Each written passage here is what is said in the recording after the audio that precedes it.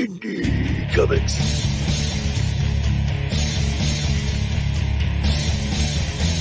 Indie Comics.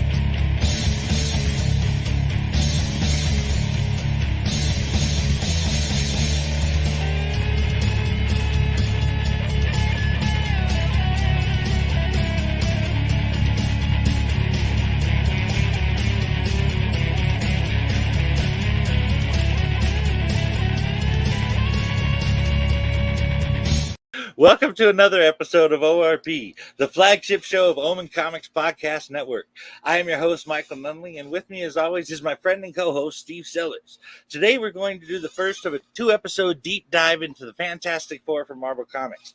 In this episode, we'll cover the creation process and the comics themselves. And next week, you'll get part two, where we'll cover the films and, of course, the various animated series. Now, I'm a big fan of the Fantastic Four, and I have been for some time, but I know my man Steve here is a way bigger Fantastic Four fan than I am. So I'm guessing he has a few words to say before we get started. Am I right, Steve?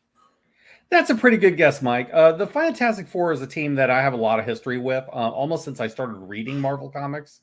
The X-Men were my first love at Marvel, but the FF is fairly close behind. I actually started reading around Secret Wars, which introduced me to Doom. And then I ended up reading the John Byrne FF run and the Thing solo book around that point. So I've read a pretty large chunk of FF comics since then, and I'm familiar with many of the major runs on the book. The book just offers a great balance between family dynamics, high adventure, pulp science fiction, and classic superheroics. At its best, the FF earns its title of the world's greatest comics magazine. So this is an episode I'm looking forward to diving into. But with that preamble out of the way, why don't you get us started, Mike? I'd be happy to, Steve. Well, I don't have the comics experience that you do. I have watched every available documentary on comics that I can find, and they have covered the gold through the bronze ages of comics, and that's really where I'm coming from here as far as what information I know about. In fact, watching those documentaries is where I acquired my hatred for Frederick Wertham that we've talked about a time or two. But on to the creation of the FF. There's a legend about where the idea to make a team of superheroes over at Marvel Comics came from that has been circulating for quite a while. I have heard the story myself several times, mostly in those documentaries. But anyway, it goes like this. In 1961, Marvel Comics publisher Martin Goodman was playing golf with the owner of National Periodical Publications that would become DC Comics 16 years later. As the legend does not specify which owner of National Periodical Publications, all I can say is that it was either Jack Leibowitz or Erwin Donenfeld, as they were the co-owners. Anyway, one of the co-owners of National Periodical Publications was bragging about the success of their new superhero team, the Justice League of America, that had first appeared in The Brave and the Bold, number 28 in March of 1960, but was so popular that it had gotten its own title by November of that same year. And by golfing season in March of 1961, Justice League of America was in its third issue. That is one version of the story anyway. The other version of the story cites the same Justice League of America title, but there is no golf game. In this story, Marvel Comics publisher Martin Goodman was known for following the latest trends and knew how well the Justice League of America title was doing. So he directed his editor, Stan Lee, to create a series about a team of superheroes for Marvel. I personally want to lean towards the second version of that story, but that's just me. Do you have a preference there, Steve? You know, that's a good question. I personally seem to recall Stan favoring the second version of the story, that he was told to come up with a superhero team to compete with the Justice League of America title. And eventually Stan would come up with that kind of concept when he co-created the Avengers. But he had another idea that he wanted to get off the ground first, and one that it was the book that he really wanted to do. Mike, did you want to get into what Stan had in mind? I sure do, Steve. What Martin Goodman didn't know, what nobody really knew besides Stan Lee and his wife Joan, was that Stan was seriously considering quitting. He had been both editor-in-chief and the art director of Marvel and its predecessor companies, Timely Comics and Attlee Comics, for 2 decades, and felt like the genre had grown stagnant and creatively restrictive. So when Stan Lee was asked to do a superhero team title, he went home to talk to his wife Joan about it. He told her that he wanted to write a story the way he wanted to write it, not like all the generically formulaic stories that had become the norm. Jones said that is exactly what he should do then. If he was going to quit anyway, what difference would it make if they fired him for doing it?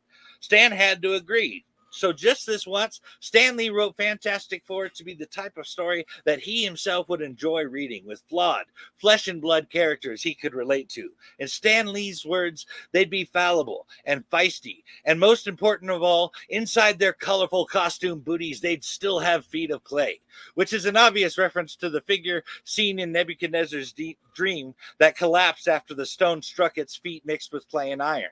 Having superheroes with such faults and foibles was a novel idea at the time, and Fantastic Four, cover dated November 1961, was when Marvel entered the Silver Age of comics, which had begun 5 years prior in March of 1956 in DC Showcase number 4, featuring the new Flash, Barry Allen.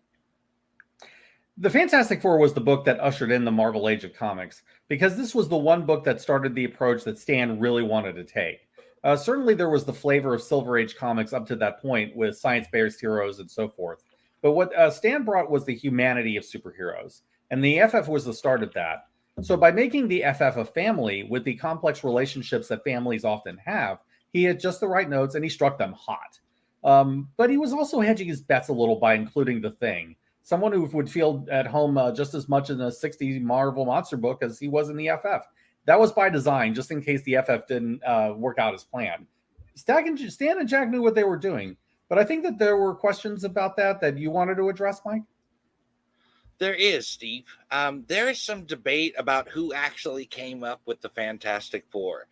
In a 1968 fanzine interview, Stan Lee said that both he and Jack the King Kirby created the Fantastic Four.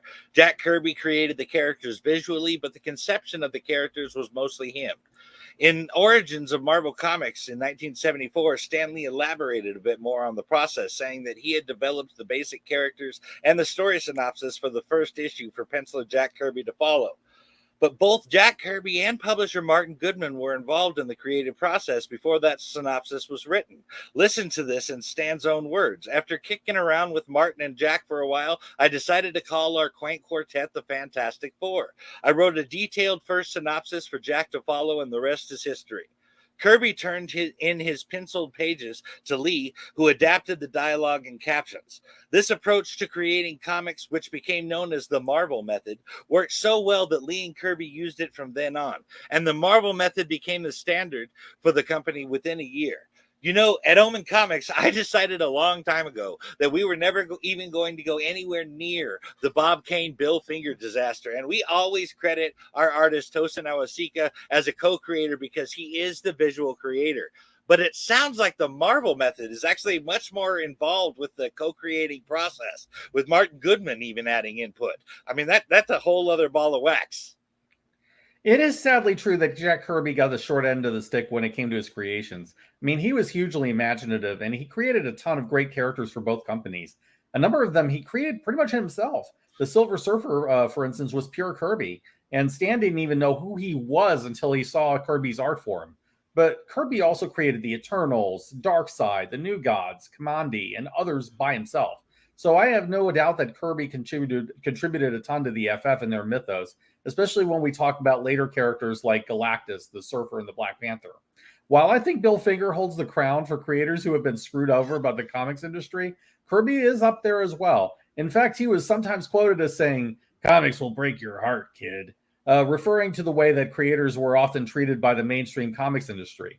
Now, things did eventually improve, especially with the image revolution and the rise of creator-owned indie comics. But even in recent years, you get some shoddy treatment of older creators at the hand of the big two. I mean, just ask Mike Friedrich when talking about Marvel Comics. It's just sad that it took people like Kirby to getting a raw deal before creators' rights really became a thing in comics.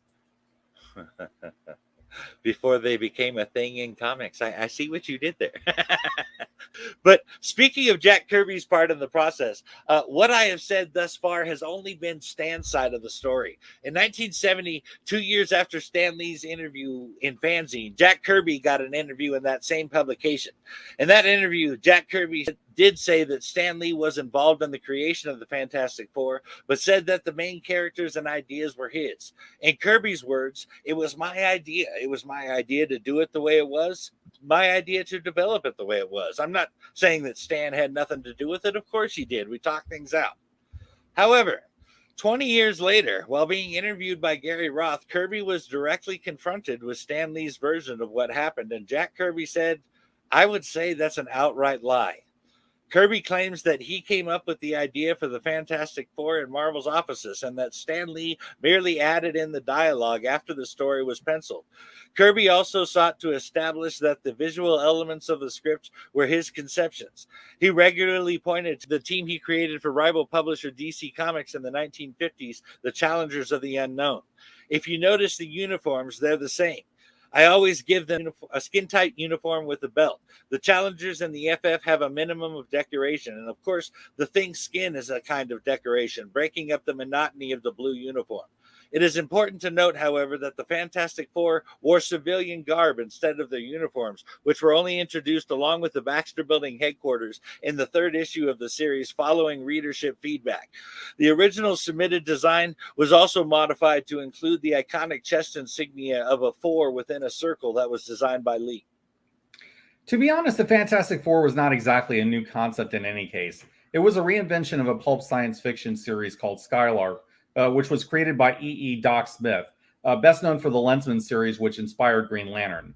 Both Stan and Jack were familiar with science fiction pulps, and they probably decided to do their own version of it. Let me make the case for why I think this, and then we'll get into Lee and Kirby's difference of opinion. Skylark centers around a man named Richard Seaton, a scientist that discovers an X element that enables faster than light travel. Seaton then enlists his girlfriend, his best friend, and one other as part of the crew to explore space.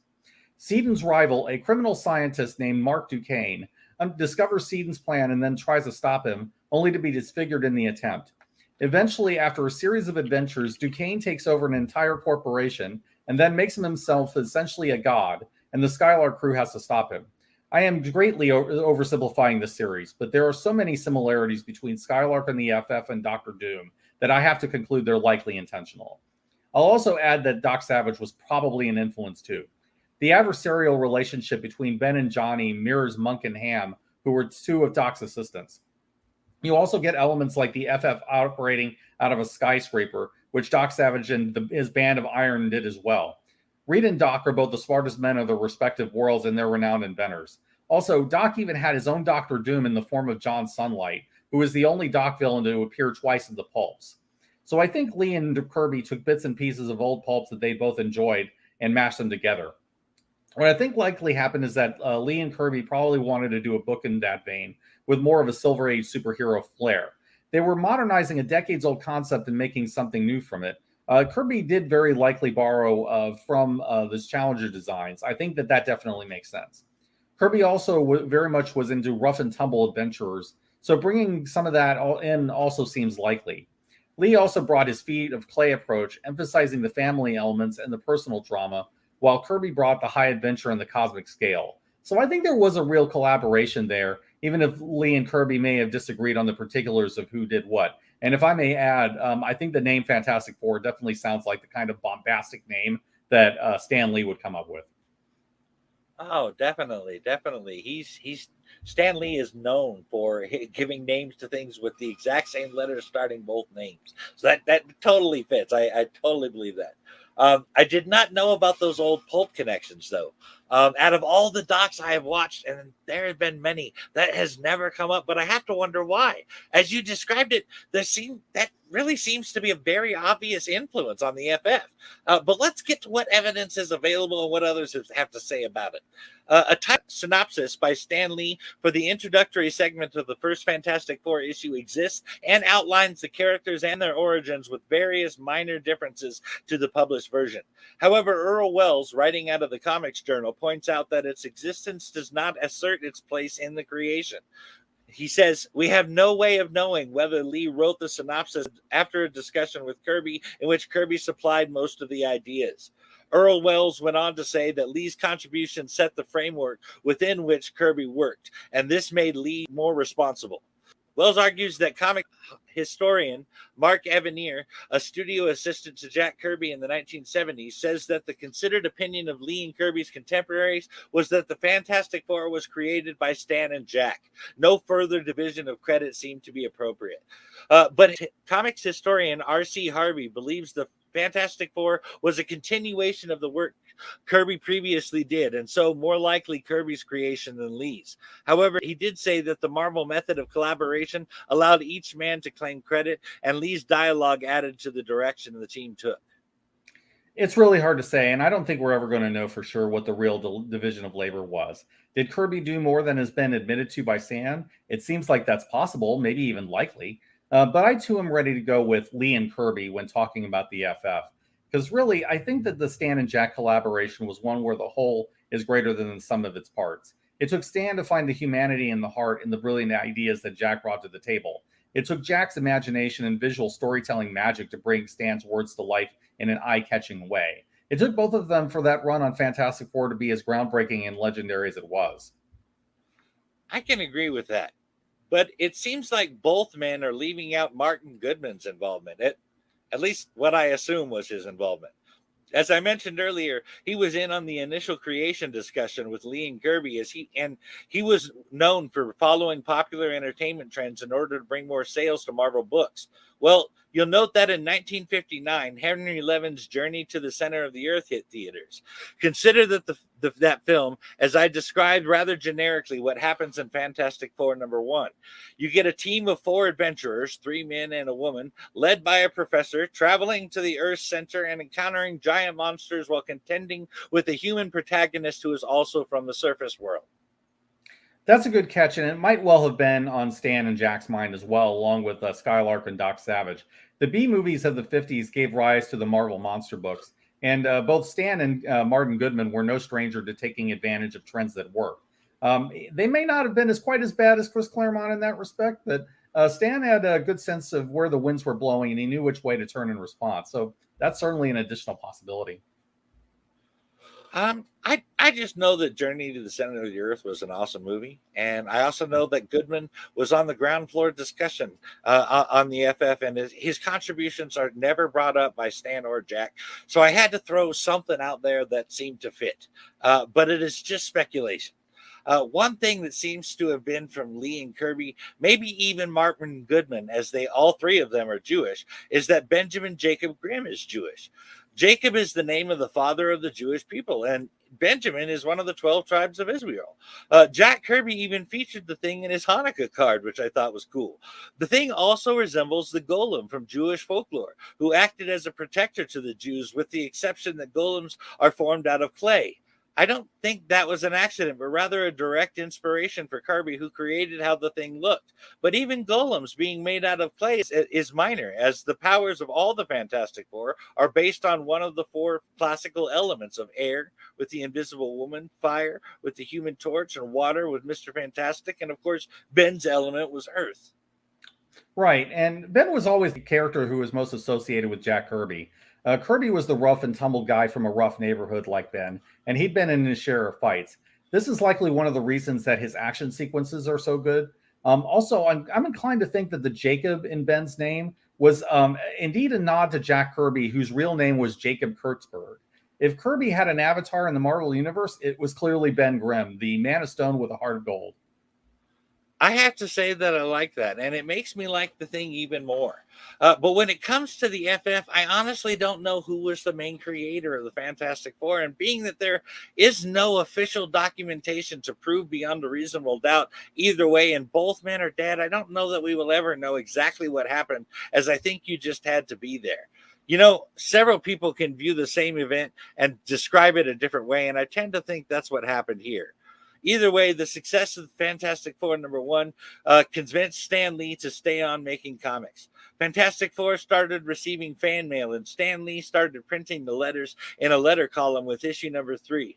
Also with the 3rd issue, Lee created the hyperbolic slogan, "The greatest comic magazine in the world." But with the following issue, the slogan was changed to "The world's greatest comic magazine," which sounds a lot better. And that became the fixture on issues covers clear into the 1990s and on numerous covers in the 2000s. But now I'm starting to tread into my friend Steve's territory, talking about the comics themselves. So why don't you take it from here, Steve? Sure, I'd be glad to. But to address your points on authorship and who created what, there's no way we're ever going to hash this out definitively without a time machine. It's clear that both Stan and Jack played a strong role in the development of the Fantastic Four, even if the exact credit is hard to pin down. For now, though, let's talk about what exactly they did in the book. Before I get into my coverage, keep in mind that this is not going to be comprehensive, and I'm not going to get into every single run, or we're going to be here all day. A lot of them are just not that noteworthy, especially the ones between Stan and Jack in the John Byrne era. There are the great FF runs, and then there are the runs that tread water. I mean, a lot of them do perfectly fine, but they aren't the most memorable. I've even had a few leave out runs that I like but aren't that impactful, or otherwise we would be here for a while. I also won't be covering the most recent runs like the Stan Slott run, so this is very much going to be coverage of the high points. With that out of the way, let's start from the beginning. A lot of people, especially creators, will say that Stan and Jack not only created the FF, they also gave us the definitive run on the book. I'm not quite ready to go that far, but it is easily among the greatest runs on the title.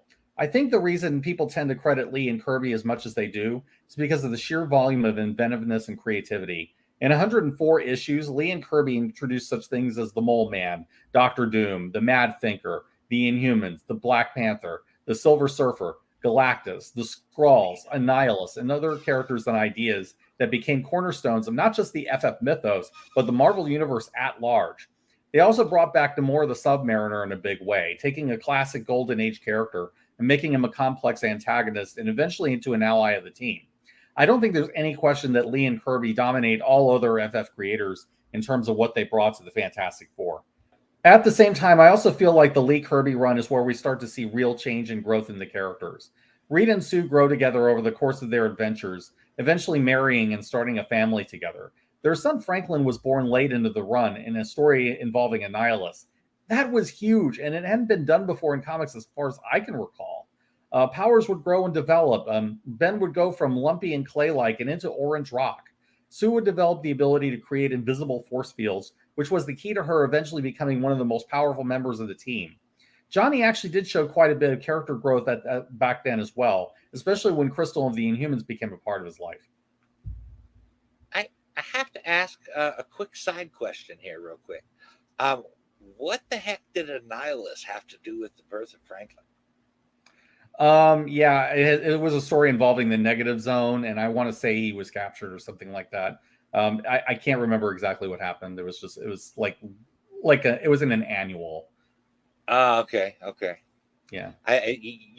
It sounded almost like Annihilus had something to do with maybe Franklin's conception or something somehow in that story, and that might explain some of his powers or something. That's where I was going with that, but no, I don't think so. I think it was more that, Sue had always had problems, with when it came to childbirth, and I think it was something to do with that, but I can't remember off the top of my head. I see. Okay. I do find it interesting that the thing started out as a lumpy clay-like creature, considering that he was most likely based on the golem from both the Bible and Jewish mysticism, which was made out of clay but could grow stronger and more powerful over time. It seems to me like Ben went on a similar journey, but back to the Lee and Kirby run. That does make sense now that you mention it. I have no idea if it was a deliberate influence, but I could definitely see Stan or Jack coming up with that idea. But yes, let's move on. I honestly don't want to recap the entire Lee Kirby run because that would take more time than we have. And some of those stories end up being adapted into the 90s FF cartoon anyway. So we'll talk about specific stories when we get to part 2. But you did have stories that were small, personal, and impactful alongside sweeping cosmic epics. This monster, is probably my favorite of the small stories, dealing with Ben Grimm as he overcomes an imposter who takes his powers. I don't want to spoil this one, as you really need to read this for yourself. The ending is surprising and emotionally powerful, and it hits Ben on a deep level. But I will say that it's a story a lot of people point to as a great example of a single issue done in one comic story. I'll also add that Kirby's art is moody and just perfectly tailored for the dramatic in that one. But you also had great vistas like the Negative Zone and stories like the Galactus arc that go truly into the cosmic scale. You also get everything in between, including adventures in exotic locales like Wakanda and Atlantis, as well as superheroes in New York City. Lee and Kirby brought all that to life in a way that built excitement and really made everything pop on the page. It was a run where just about any kind of crazy thing could happen. Any bizarre new characters could show up. And there was a strong sense of wonder about it all. But grounding that were these 4 characters who had a perfectly balanced team dynamic that no lineup since has been able to duplicate. And believe me, they have tried. Now, are there problems with this run? Sure. Some elements of the book just don't age that well, unfortunately, mainly some of Stan's dialogue and characterization choices. There's a very 1960s depiction when it comes to characters like Sue, and then says and does things that aren't very flattering in a modern light. It was a 1960s comic for good or ill. And not every character idea lands that well either. I mean, you get silly characters like the Infant Terrible or the Impossible Man from time to time. Some characters like him, who would later become Adam Warlock, were fleshed out much better by later writers. But by the standards of Silver Age comics, it was a landmark run that shaped the way that comics were made ever since then.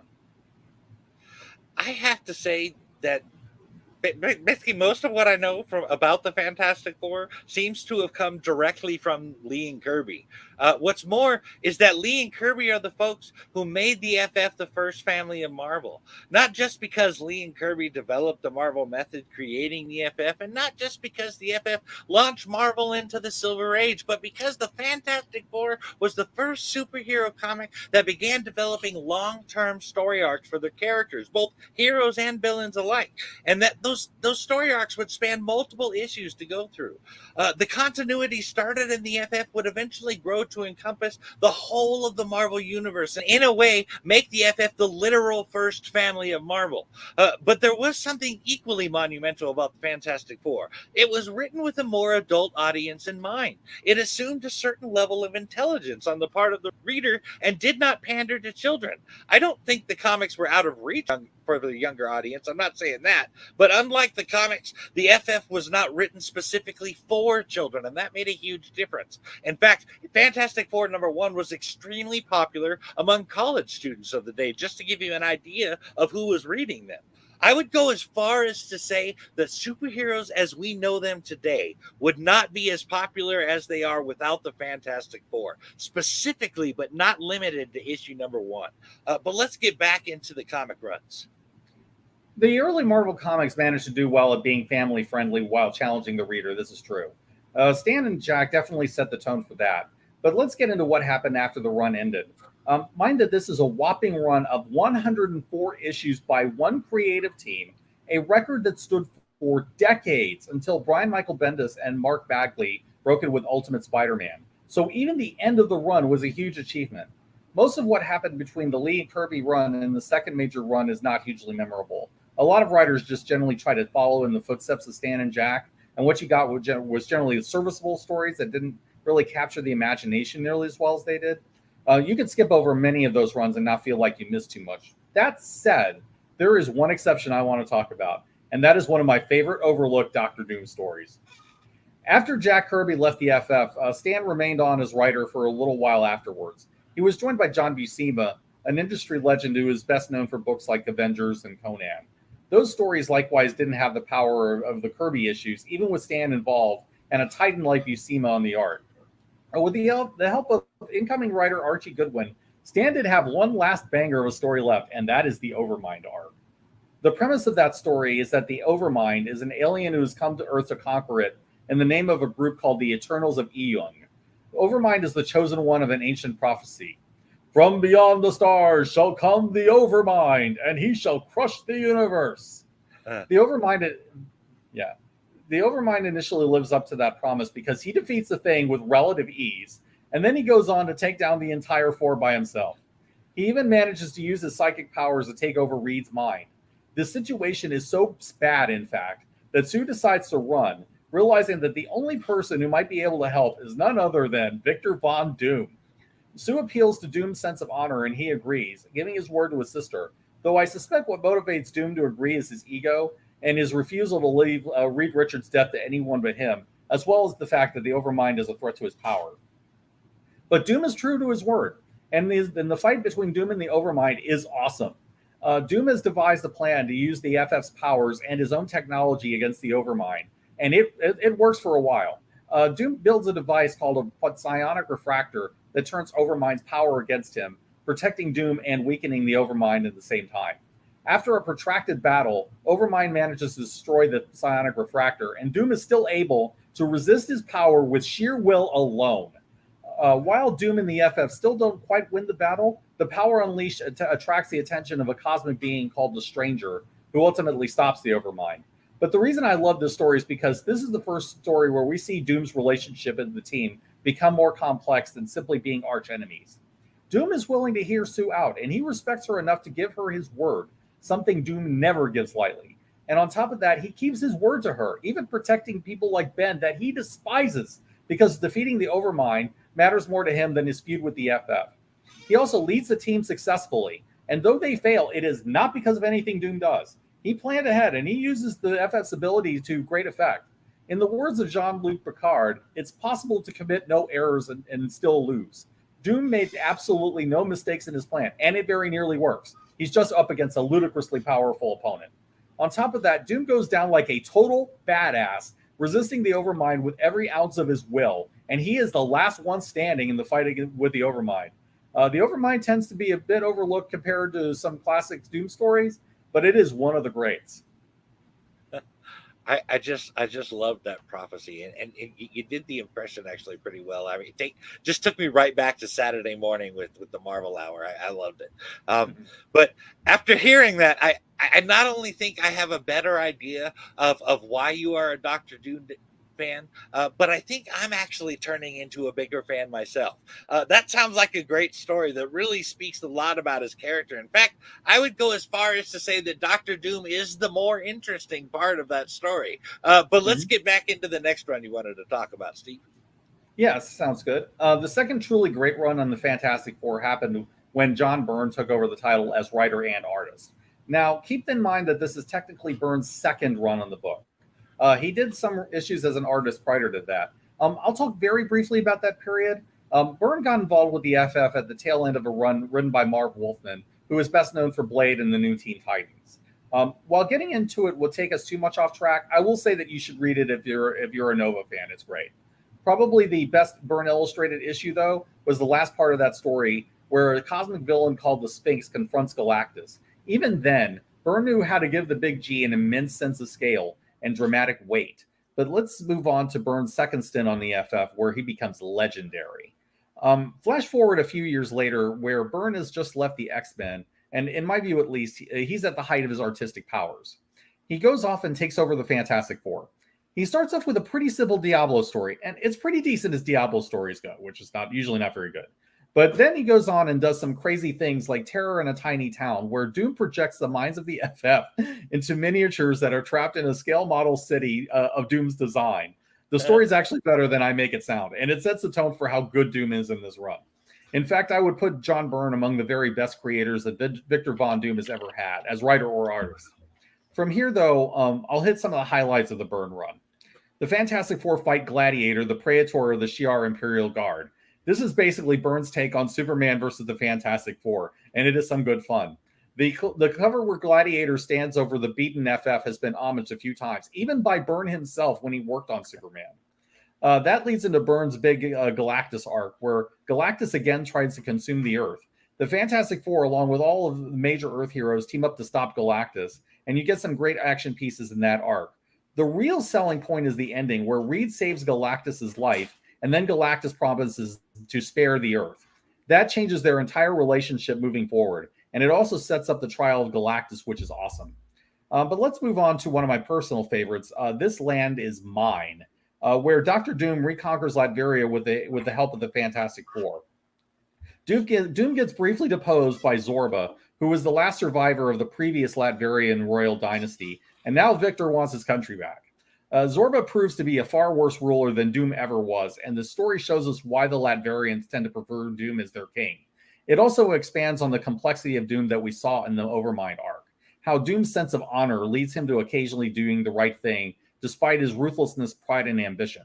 We also see here why Doom adopts the boy Christophe Bernard as his son. Christophe's mother was a Romani under Doom's protection. She was part of his tribe, and she is murdered by Zorba's minions. This moment angers Doom, showing some humanity under the armor. And when Doom gets his vengeance on Zorba, it is so satisfying. This is a story that does a good job of making you root for Doom, even though he's the arch villain. And it is one of my favorite Doom stories to this day. I also enjoyed the follow-up to this, where Doom takes off in the FF again, and ultimately gets in a huge battle with Terrax, who is another of Galactus's heralds. Damn,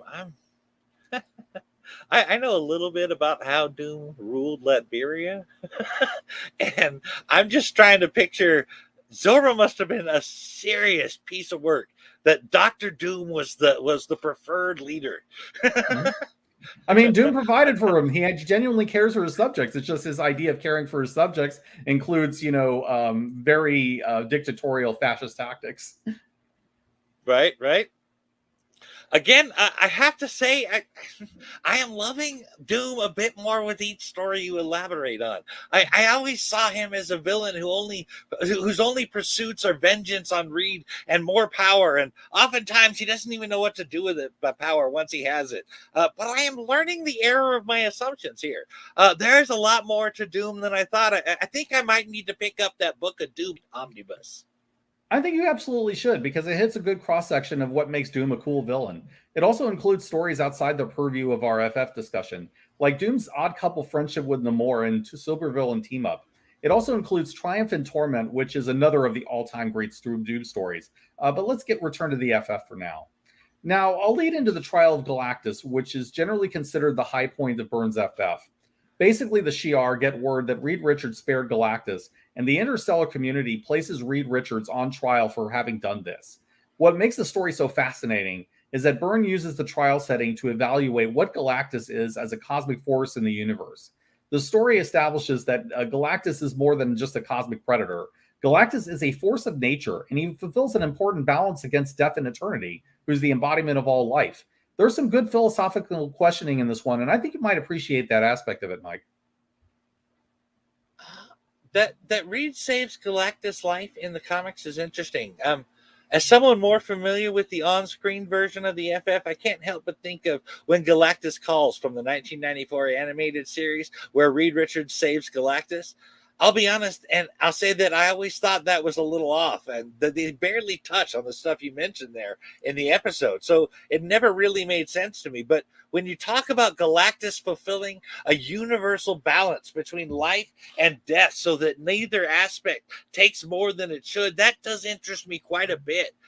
Destruction is in fact part of the circle of life as new life comes from it. As an immediate example, I think of forest fires that destroy and lay waste to vast tracts of land.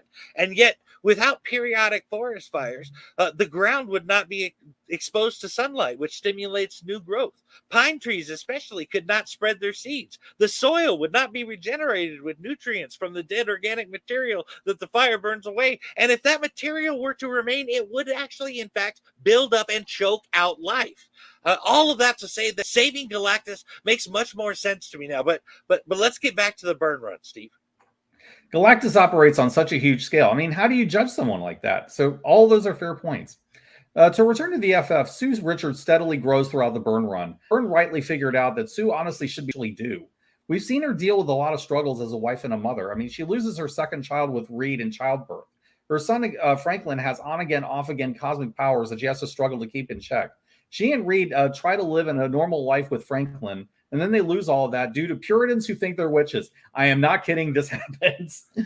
Sue suffers a lot in this run, culminating with the Hate Monger arc, where she falls under the mental influence of the Psycho Man. But we're going to cover that story later on when we get to the screen adaptation, so I won't spoil that one for you just yet. By the time that she goes through all of that, though, she comes out of it as the Invisible Woman, discarding the Invisible Girl identity that she started with. Byrne's run was hugely transformative for Sue, and she's pretty much been the emotional core of the Fantastic Four ever since then. So when we talk about strong female characters, this is the textbook example of how to do it well. I'm glossing over a lot with the summary, but Byrne brought a defining voice to the Fantastic Four. He's probably among the best writers with Sue and Dr. Doom especially, but he was pretty good with the others as well. And he also brought in the She-Hulk, who tends to be the most one of the most popular FF members aside from the original four. I highly recommend this run if you're interested in the FF. Actually, you have me convinced that I need to read that. It sounds amazing. They have his whole run in 2 omnibuses on Kindle and Comixology, so I will check that out. But I got to ask, are there any other runs I should be checking out too? Actually, there are some more that I want to bring up, and I'll start up with an underrated favorite of mine. Walt Simonson, who had recently come off his run on the Avengers, came in to write and draw the Fantastic Four in the 90s. What came after that is one of my favorite runs on the book. Simonson came in during the Acts of Vengeance crossover, which pretty much was a fun exercise in throwing every random villain at the FF that he could. But after that was over, Simonson produced his huge cosmic time travel epic, which became known as the Black Celestial Saga. To describe the Black Celestial saga, I have to step back a bit to explain a few things. Walt Simonson had set up a storyline in his Avengers run involving Kang, Nebula, and a time bubble that left a couple of decades of time inaccessible by Time Machine. When Walt Simonson took over the FF, he had the team explore the time bubble and what's inside with help from Iron Man and Thor. He does it in a really stylish way, too, having Reed build a time sled called the Rosebud 2, which is a nod to Citizen Kane. And every issue hits bigger than the last as Simonson explores the nature of the time bubble and introduces the Black Celestial. It turns out that the Black Celestial has somehow managed to increase the hunger of Galactus to the point where he threatens to devour the entire universe. So the FF have to deal with the dangers inside the time bubble, as well as the Black Celestial, Galactus, and the manipulations of Nebula. This story is honestly some of Walt Simonson's all-time best work, and it is well worth tracking down. After that, though, Walt Simonson just has some fun for a little while, indulging in some fun ideas. So you get stories dealing with alternate timelines and the FF dealing with dinosaurs. Simonson has a deep love for dinosaurs, so he just dropped that in and just found a way to make it work. But there's also a story where he took a few issues off from the art and just did something silly. Art Adams ended up drawing that arc. Walt Simonson replaced the entire FF for a few issues with 4 of the most marketable characters at that time: Spider-Man, the Grey Hulk, Dan Ketch version of Ghost Rider, and Wolverine. They were billed as the all-new Fantastic Four. Some people would later think that this was a serious thing, but I have to stress that no. Simonson did the replacement FF as a joke. He was poking fun at the marketing of 90s Marvel. By the end of the arc, the team went back to the original 4 and Sharon Ventura, the She-Thing, who was dating Ben at the time. Wow. I actually think I remember seeing a cover for the all-new Fantastic Four, now that I think about it. And while I did not pick it up, it did make me wonder what kind of crazy shit Marvel was doing now. I mean, so I was actually one of those who thought it was a real thing. Honestly, the team seems pretty incompatible to me, though. I mean, especially with the inclusion of Spider-Man on the team and Dan Ketch version of Ghost Rider. The world views of those characters do not mesh at all. And them working together is so ridiculous. Looking back on it, I guess I think I should have known that it was not real. As far as the marketing idea goes, I have to imagine that a lot of folks had to pick up that first issue just to find out what the fuck was going on and how long it was going to last. I think it would be like watching a horrible train wreck where you want to look away, but you can't. But actually, knowing that he was poking fun at Marvel kind of makes it cool. Yeah, this is not a team that realistically would ever last that long, and then they always ended up drifting apart later, as they should. Spider-Man and Logan just never got along that well in general, and then you add in a loose cannon like the Joe Fix-It Hulk and Ghost Rider on top of that. I mean, it's a recipe for disaster. But Simonson knew that, and for an arc, you can make that team work if you give them good enough reasons to play along. I think I mentioned in the episode on Loki that the Time Variance Authority was created by Walt Simonson and Fantastic Four. I just love the idea of the multiverse being organized and managed by clones of former executive editor Mark Gruenwald, who was the continuity guru at Marvel at that time. They start coming into play towards the end of Simonson's run of the book, which coincides with the return of Dr. Doom, and it is a really good Doom story, culminating with a really great fight between Doom and Ben, who briefly turns back into the much stronger Spike Thing. The following issue of that story leads into a battle between Reed and Doom, who are fighting each other using short-range time travel. The whole thing comes to an end when the TVA intervenes, and then the FF spends the last couple of issues dealing with the TVA and trying to get out of there. I adore the Simonson run, and I'd put it probably on my top 5 runs of the FF. Simonson injected a lot of fun and passion into the book, just doing things he enjoyed drawing and throwing in some decent comedy along the way. When the book gets serious, though, it goes epic, making some really good use of classic characters. The Black Celestial Saga and the Doom arc are both really great stories even after all these years. I just have to ask. Doom had to have got his ass whooped by Thing, right? I mean, even with especially turning into the stronger version of Thing. I mean, Doom doesn't stand a chance against Ben. Am I wrong here? There is a butt kicking that goes on in that issue. Yeah, I mean, eventually Doom does turn things around, but yeah. Okay, I figured when you said they fought, I was just like, wow, that's a mismatch. But saying that those two story arcs stand the test of time is saying a lot about their quality. I have reread some of the comics I liked back in the day, and as an adult, and I find them lacking in some cases because they were products of their time and don't necessarily hold to a timelessly enjoyable comic. We talked a bit about that, how The Dark Knight Returns suffers from this effect. So I might have to see if I can find those runs on Kindle and Comixology. But what do you say we get into Mark Waid's run on the title, Steve? I'd love to, but first I'll hit you with something that surprised even me when I heard it. Believe it or not, Mark Waid once admitted that he had not been interested in doing the Fantastic Four at first. He was persuaded to do it by FF editor Tom Brevoort, who had invited him on board. But Waid accepted because of Mike Wieringo, who was Waid's old friend and collaborator on their Flash run. I think it was Wieringo's passion for the Fantastic Four that made Waid a fan, in addition to the fact that Waid was a fan of the classic Lee and Kirby stories as well. And a large part of the decision probably was that Waid wanted to work with Wieringo again. A good thing that he did, because this was the last time the two of them worked together. Mike Wieringo sadly passed away a few years after their FF run concluded.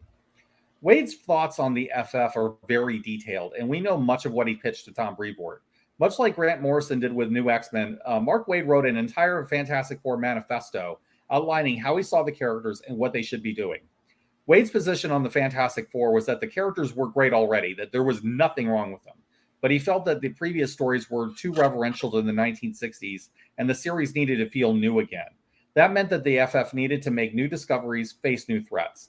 It also meant that showing new sides to the characters that readers had not seen before, and reminding people what had been forgotten about them since the Silver Age. In Waid's view, the FF were not traditional superheroes, but celebrity adventurers, and that was the focus that he took to the series. Waid took on the particular task of trying to make Reed Richards more interesting, since Reed often fell in the role of the stuffy science character who tended to mouth off all the exposition. People tend to forget that Reed was a more action-driven character as a younger man, going on Indiana Jones-style adventures, fighting wars, and so on. So Waid decided that he was going to bring that character back, clarify his motivations, and make him a more multifaceted character. And to be fair, I think it worked. For me, Waid's Reed is probably the best version of the character since Stan and Jack at the least. Waid and Wieringo's first issue set the tone for the Fantastic Four perfectly. It's a simple, self-contained, and single-issue story about a media consultant who hangs around with the FF for a day as he tries to figure out how to sell them to the public. The media consultant is the reader's eye view of the FF, as he sees the crazy world they live in, the family dynamics, and what they do. It's a mission statement on the book as much as it's an issue that tries to change the perception of what the FF is. But my favorite bit comes at the end, where Reed drops the act around his newborn baby Valeria, and then he explains to her where the idea of the FF really came from. Out of guilt for taking away the team's normal lives and not wanting them to be treated as freaks, Reed made them all into celebrities. The whole name Mr. Fantastic and the FF name was meant as a marketing gimmick, not as a statement of ego. To this day, Reed still blames himself for the accident that changed them. It's a really touching scene that adds new layers to who Reed Richards is. And best off, when the comic came out, it was 10 cents. This was a way of encouraging people to buy the book and hope that they stay off for more. I wish Marvel would do this kind of thing more often. Oh, yeah. They actually did a play on that issue, I think, in the World's Greatest Superheroes version of Fantastic Four, the animated series. We're actually going to cover that next week, but I think that's interesting. I have to say that from my novice perspective, I never really pictured Reed or the FF as celebrity adventurers. I always thought Reed in particular as kind of a functioning mad scientist who really just kind of stumbled upon adventures because of his experiments. Not that I think Reed is mad, but I mean that with the idea that Reed is out there on the fringes of sciences where a lot of what he does might be considered radical or maybe even a little mad, if you'll follow me. I will admit that I also thought that Reed was a bit egotistical with the name Mr. Fantastic. But I do know a bit about the guilt Richards carries about what happened to his family and friend, especially Ben. So I like that particular marketing and celebrity spin Reed did with the FF. I also like the idea of an Indiana Jones type figure with Reed, armed not with a pistol whip and knowledge of archaeology and history, but with superpowers and science. While I like the bookworm science guy, I think that an adventurer and explorer of knowledge makes a much more interesting comic book character. I think maybe I might need to see this version of Reed and check it out for myself. It's definitely worth checking out, but I can see where you're coming from. Reed definitely has that mad science vibe to him, though he restrains it with that sense of responsibility and scientific ethics. I just love the idea that Reed has this wilder streak in this youth, and then he gradually settled down and became a family man. It gives him some depth and a real arc. Wade continued with some smaller stories, though, as he set up his big epic. The second issue dealt with the revelation that many of the Yancey Street Gang care packages sent to Ben Grimm were in fact practical jokes sent by Johnny. Sue realizes Johnny's guilt after Ben starts storming off trying to find out who sent the package. This leads Johnny to fix the mess he caused, and it's a fun issue. After that, the FF have to find a sentient equation, followed by a short arc where Sue entrusts Johnny with the team's finances in an attempt at a tough lug by making him grow up. They're not the most memorable stories of the run, but they're all enjoyable, and they do live up to Wade's mission statement. Now, where the book really starts to get interesting is with the return of Victor Von Doom in a story called Unthinkable. Now, I'll be the first to admit that while he's one of my favorite writers on Big Two characters, I just don't like Mark Waid's take on Doom. I just don't think it gels very well with Goodwin, Byrne, Roger Stern, and others who have played up Doom's sense of honor. Waid's view was that Doom was more like CrossGen founder Mark Alessi, who Waid had problems with back when he worked on titles like Ruse. And Waid had just come off of out of CrossGen when he came back to Marvel. As Waid saw it, Doom just pretended to have honor, but the only thing he cared about was destroying Reed. He also saw Doom as someone who acted arrogantly, but who was driven by a deeper insecurity, a trait that Waid had borrowed from Alessi. Now, it is an interesting take on Doom, but I just think it runs counter to decades of stories written by previous writers, especially when Doom does things like sacrifice the great love of his life to demons and wear her dead skin as a suit of magic armor. I'll also add that the demons he sacrificed Valeria to were servants of Mephisto, who Doom despises. Mephisto trapped the soul of Doom's mother for years before he finally freed her at a heavy cost. So there's a lot here that doesn't really make sense. I think Waid wanted to subvert Doom, much as he had with the FF in general, and I can respect that, but I still strongly disagree with his approach on this one. Now, to be fair, I still like Unthinkable as a story, despite my problems with Doom himself. I think that exploring the idea of what happens when Doom finally takes the brakes off and starts throwing magic at the FF is interesting. Many of the things Doom does to the FF are extremely clever, and they are often scary. Even Ben gets in over his head as Doom sends a group of mindless ones from the Dark Dimension to beat him into the ground. It was a shocking moment. But I think the reason I really love this story, despite my issues with Doom, is that it's a great Reed story. This is a story about Reed having to confront his fear and discomfort when it comes to magic, and having to beat his greatest enemy on terms that he's not familiar with. Reed is unparalleled when it comes to science, but he's a rank amateur when dealing with magic. So that's a great situation for Reed to have to overcome, especially with his family at risk. But magic has its price, and the end of Unthinkable leaves its mark on Reed for a while. So for me, Unthinkable is a great Reed story, but a terrible Doom story, if that makes sense at all. Actually, from what you're saying there, it sounds like a lot of my previous perception of Doom might have even come from that. So, I mean, that makes sense. Yeah. So that does make sense. I will go more into my thoughts on Reed and magic when we talk about the World's Greatest Heroes animated series. But I really like knowing that show was based in the comics. But let's get back into Waid's run. Yeah, and I will say it does seem like World's Greatest Heroes took quite a bit from Waid. But let's go down. So anyway, that sounds good to me. Following some more amazing work that he did on Unthinkable, Mike Wieringo took a few issues off to be replaced by Howard Porter. Porter did good work. He's had solid runs on JLA and Flash as well. But Waid didn't let up, dealing with the aftermath of Unthinkable in a story called Authoritative Action. The way that he did this was different and quite interesting.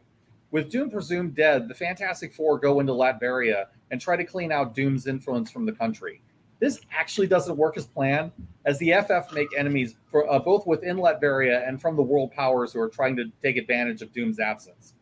Finally, it turns out that Doom is as really gone as everyone supposed, and he ends up pulling another one of his old tricks, the ovoid mind transfer. Doom learned how to swap minds with other people from an alien race called the ovoids, which is a trick that Doom has used to cheat death from time to time. This time, Doom uses the ovoid mind swap to enter the bodies of the FF. The team manages to stop Doom again. Again, battle comes at a cost again, this time with the death of Ben Grimm. But around this time, there was a behind-the-scenes complication. Bill Jemas, who was then the publisher of Marvel, had actually fired Waid and Wieringo briefly in the middle of their run. Typically, when Jemas got involved in the writing of the book, it turned out to be terrible.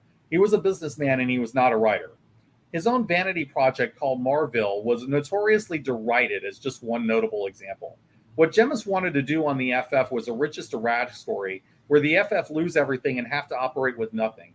I mean, this was a terrible idea, and it didn't make a whole lot of sense for the book. After all, Reed could get all his money back in 5 minutes by selling a few patents. Waid and Brevoort tried to come up with a compromise solution that made sense to them, but Jemas was not having any of it. So he fired Waid and Wieringo and hired a different team to replace them. When fans found out, there was a massive outrage against the firing because the book was hugely popular at the time. Jemas' decision was so hated, in fact, that it led to Bill Jemas getting ousted as publisher of Marvel. Jemas' replacement team were given a book called Marvel's Knights 4, and they were allowed to continue their story. And then Waid and Wieringo were immediately rehired back on the FF. The drama didn't even disrupt the flow of FF's release, and you wouldn't even guess that any of that was going on just by going by the books that were published. I got to ask a question here, because you had me with a mouth-dropping moment there when you said that Ben Grimm died. Yeah. Can you tell me a little bit about that without spoiling anything, or is it like a big reveal in the story? There's a little bit of both, but I can say that a lot of it was that Doom in the last issue was mind swapping between the different members of the FF. So basically, they were hurting each other trying to stop Doom. I think that Ben made a sacrifice play, basically killing himself to try to get rid of Doom, if I remember right. It was something along those lines. That totally sounds like Ben, so that makes sense.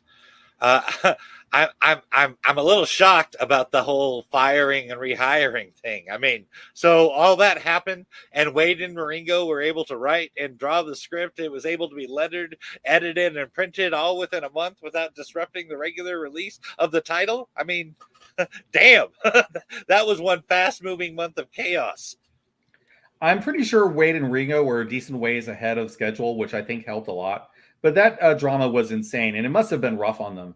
I mean, it's not often that you get a rehiring after a public firing of a team off a book. The only other time I can think of where that happened was Gail Simone on Batgirl. And you certainly don't see a case where a controversy like this gets a publisher fired. But in fairness, a lot of people had already lost their patience with Jemas' antics by that point. They had been going on for a while. And I think the FF firing was the straw that broke the camel's back. But let's move on to what happened after Waid and Wieringo came back. When Waid and Wieringo came back, they followed up on authoritative action in the death of Ben. This was all a setup to lead into a story called Hereafter, where the FF go to explore heaven in search of Ben's soul. Reed had remembered the device that had destroyed Doom's face, which Doom had used to try to contact the Netherworld to free his mother. Reed had found a way to make the device work, and he took Sue and Johnny to go after Ben. It's a fairly bizarre story, with the FF meeting angels and dealing with some heavy metaphysical concepts. It also deals with how the Four deals with issues of faith. Sue, for instance, is a believer and the most resistant to the entire idea of tampering with the natural order of things. Johnny is driven by guilt and a deep need to get his friend back. And Reed is looking at it as a new voyage of discovery, thinking as a scientist.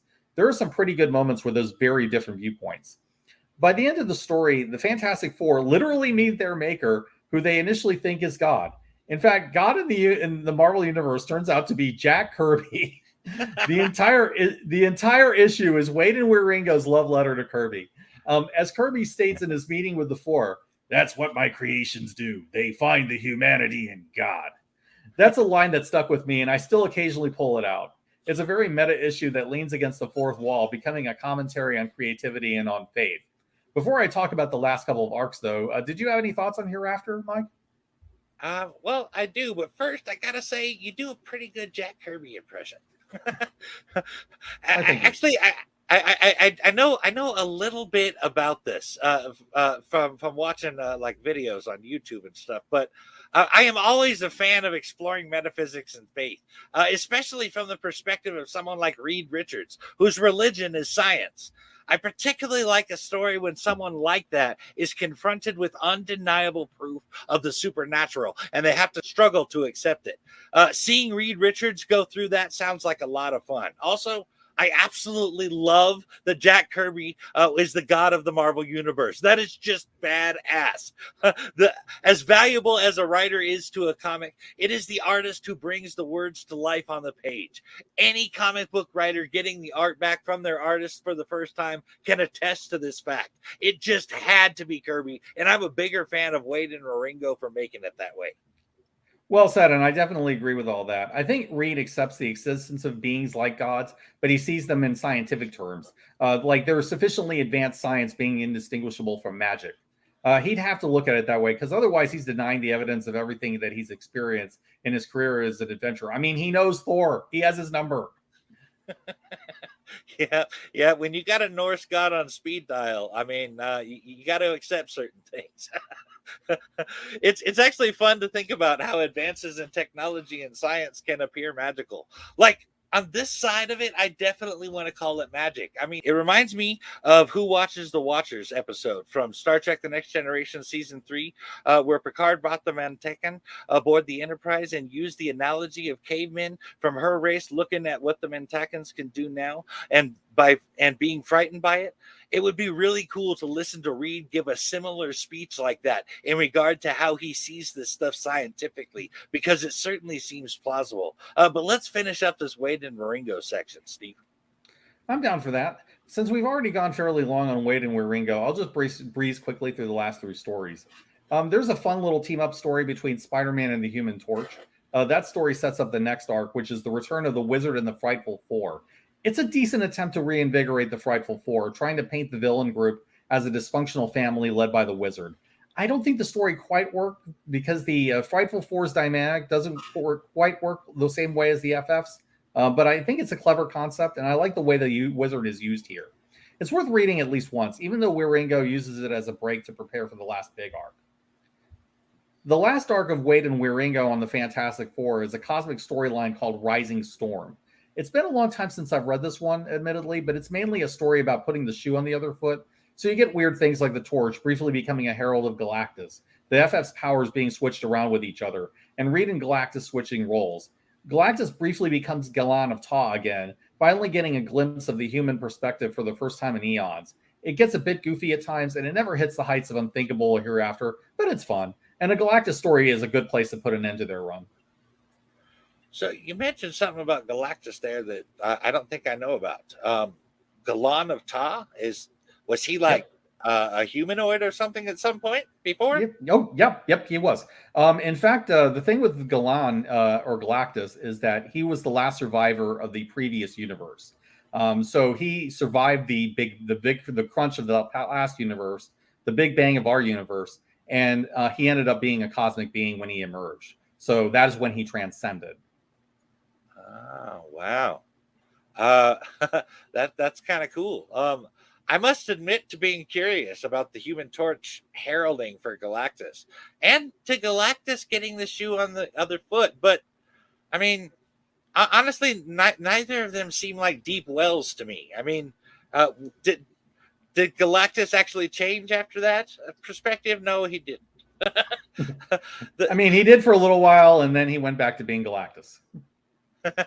That's about what I figured. The FF switching powers is something that comes up in a couple of the Fantastic Four TV series and even an FF movie. So again, I like that these things are rooted in comics. Honestly, though, it seems like the FF are irrevocably tied to Galactus. He seems to come back into their lives again and again, like Dr. Doom. I was not aware that he was such a regular issue for them, but I do like that. The FF should really be on the front line of more cosmic issues in the films like they are in the comics. They were desperately missing from the Infinity Saga, and I'm really looking forward to seeing them in their proper place in the MCU with them joining the ranks. But here I am talking about the movies and TV, and we're still talking about the comics. I didn't mean to take us on a sidetrack there. Let's talk about the last run you wanted to discuss, Steve. Sure, I'd be glad to. So the last major writer I want to discuss is Jonathan Hickman. There were a few writers that came after Wade, and some of them weren't too bad, but it took Hickman to get a really strong interest in the FF again. Now, as I've said on other episodes where we've discussed his work, I honestly can't call myself much of a Hickman fan personally. He's a good idea-driven writer, but I just find that his work generally leaves me cold. It's just not for me. But I can't deny that this run left a huge impact on fans. And you'll usually find the Hickman run listed somewhere in any list of any great FF runs. I'll also admit that the Fantastic Four suited Hickman better than a lot of the other books that he's done over the years. So as I see it, Hickman deserves mention because of the concepts that he added to the mythos and the way that he developed the FF as a family.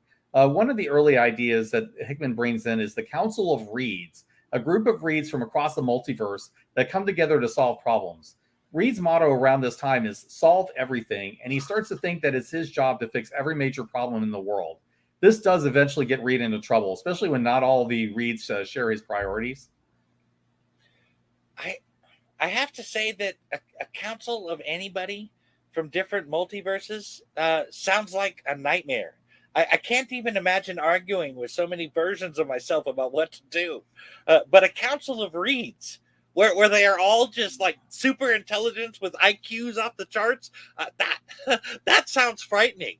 I mean, each one would be convinced that they were the one that was right, and they would all have excellent cases to prove their points. I'd be amazed if anything got done at all. Was that anything like how I'm imagining that, Steve? Yes, that is exactly the problem. Reed comes at it with high-minded ideals, as he often does, thinking that shared ideals are enough. But although Reed is brilliant when it comes to science, I mean, he just isn't the most self-aware person in the world. That's why he needs Sue, because she's perceptive about the human factor in a way that he just isn't. And some versions of Reed can get pretty ruthless. It's his rigid scientific ethics and his love for his family that holds him back from getting too crazy with his experiments. But what about a Reed that doesn't have the FF to hold him back when he goes too far? Or a Reed that is so certain of his own conclusions that he decides to take steps that the main Reed absolutely wouldn't? While I don't have a clear recollection of exactly how it played out now, I do remember that not all the alternate Reeds were as high-minded as the one that we know. But let's move on. Hickman also deals with a lot of diplomatic issues with the various lost civilizations that the FF has met, including a few that he introduced. They find a colony of lost Atlanteans that Namor doesn't even know exist. And through a series of events, Sue ends up being chosen as their queen. There are also some complicated politics with the Inhumans and the Kree, including an arranged marriage between Johnny's ex-girlfriend Crystal and Ronan the Accuser. I'm going to go out on a limb that I guess it didn't end well. I'm going to guess that didn't end well, too. I have to ask how that went down, actually. I mean, I know that the Kree experimented on them in the past, which is what turned them into Inhumans, but I did not know that the Inhumans or Kree had any social or political connections beyond that. I mean, do the Inhumans answer to the Kree? Not for centuries. There was a time when the Inhumans did answer to their creators in the distant past, but that changed. The Kree abandoned the Earth in their experiment thousands of years ago, and the Inhumans built their own society after the departure of the Kree. The idea with the Crystal Ronan marriage was to unite the Kree and the Inhumans.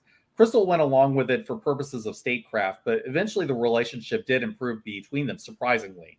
They were later declared separated by Black Bolt because of things that happened afterwards politically, but there was a time when it seemed like it might have worked if not for politics getting in the way. But let's move on to some other points. Now, there are some other ideas, including the creation of the Future Foundation. The Future Foundation is a group of young minds that are tasked with solving problems for humanity's future. This group ends up including people like Franklin and his sister Valeria, as well as Bentley, who is a young clone of the Wizard, and Alex Power of Power Pack, among others. But the most interesting of them was Dragon Man, who Valeria had reprogrammed with advanced intelligence. By this time, Val is a bit older. She has a full vocabulary, and she's revealed to be as smart as her dad. So after this, Dragon Man goes full-on pacifist, starts wearing horn-rimmed glasses, and ends up becoming the caretaker of the Future Foundation kids. I'm not going to lie, the new improved version of Dragon Man is probably my favorite character out of this entire run. Other things happen as well, as the main Fantastic Four book is rebooted, along with a second book called FF. Johnny is presumed dead at one point. He gets better. He always does. And then the book relaunches with Spider-Man as the Torch's replacement. That actually wasn't a bad idea, given Peter's friendship with Johnny and the fact that Peter is a scientist himself. You also get a lot of weird time travel stuff going on with adult versions of Franklin and Val, Power Pack coming back together, and then fun stories mixed with weird science fiction comics. I gotta say, with two science nerds like Peter Parker and Reed Richards there to talk to each other, that must have drove the thing nuts. Probably, yeah. With Franklin, Val, and Alex Power of the Power Pack being involved, I have to ask if the Future Foundation began trying to manipulate the timeline to benefit the future. If that's so, were there conflicts, like where something terrible has to happen in the past, or for the future to survive, and that kind of thing? Or I mean, am I way off here? Not quite. Though there is a little bit of that. Franklin and Valeria's future selves go back in time to correct the timeline and save the multiverse. There was a huge battle between the Celestials and the Council of Reeds that was a multiverse level threat. So Franklin and Valeria go back in time and try to awaken Doom from a coma he was in the hopes that Doom would be able to change their past. Or as Hickman put it, all hope lies in Doom. I don't remember the storyline that well, but it wasn't a question of the Future Foundation messing with time in any purposeful way.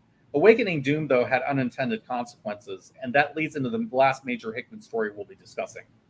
Technically, the end of Hickman's tenure with the Fantastic Four was the 2015 Secret Wars event, because Reed and Doom are at the center of it. The universe ends, and Doom ends up getting ultimate power again, as Doom declares himself God Doom. God Doom ends up reshaping what little is left of reality, placing himself on the throne, and usurping Reed's family as his own, which I must say is extremely twisted even for Doom, but I digress. Part of the story is Reed making his way to Battleworld and confronting Doom to reclaim his family. Now, while I think it's generally a decent series, I do have some criticism of Secret Wars. The pacing on the series is just too slow, and it goes a bit too long. It takes several issues for things to get set up. I think the mini was even extended by a couple of issues that wasn't planned because Hickman didn't place it quite right. Also, one of the scenes the series is best known for is one of this book's absolute worst moments. There is no way that Thanos would confront God Doom the way that he does with no plan to speak of. He just walks up to Doom, arrogantly makes demands of God Doom, and he thinks he's not going to get obliterated? Really? That's suicidal, and there's no way that the real Thanos would make that mistake. Not in a million years. So a moment that was designed to make Doom look awesome only happens because Thanos is dumbed down beyond belief.